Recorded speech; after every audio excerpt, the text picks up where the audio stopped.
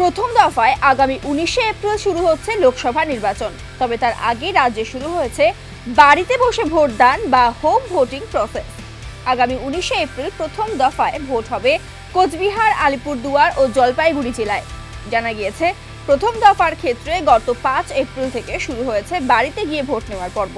চলবে আগামী 14 এপ্রিল পর্যন্ত। জলপাইগুড়ির রাজগঞ্জ ব্লকেও হোম ভোটিং প্রসেস শুরু হয়েছে।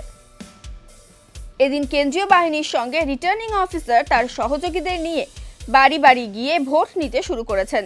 সোমবার রাজগঞ্জের শাহুডাঙ্গি এলাকায় ভোট গ্রহণ হয়। 85 বছর বয়সের বেশি প্রবীণরা এবং অন্তত 40% প্রতিবন্ধকতা যুক্ত ব্যক্তি, পুলিশ, দমকল, রেলকর্মী সহ এই ধরনের 18টি জরুরি পরিষেবার সঙ্গে যুক্ত মানুষেরা এই পর্বে ভোটদান করছেন। তবে যারা বাড়িতে বসে ভোট দিতে চান তাদেরকে আগাম আবেদন করতে হবে।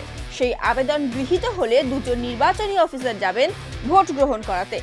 এদের মধ্যে একজন রিটার্নিং অফিসার, একজন ভিডিওগ্রাফার এবং নিরাপত্তা রক্ষী থাকবেন।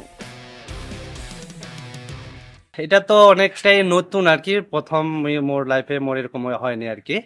তো খুব ভালো, যেহেতু বুড়া লোকগুলা, ঠিক আছে, বয়স্ক আমার বা ঠাকুমা, তো এর মতো যাওয়া পাবা না, আর জিনিসগুলো উঠে বুঝা পাবা না, জিনিসগুলা বাড়িতে সে নিয়ে বুঝা টুজা দিয়ে খুব ভালো লাগলো। বয়স তো 95 উপরে হবে মনে হয়, যেটা আজকে ভোটের হিসাবে।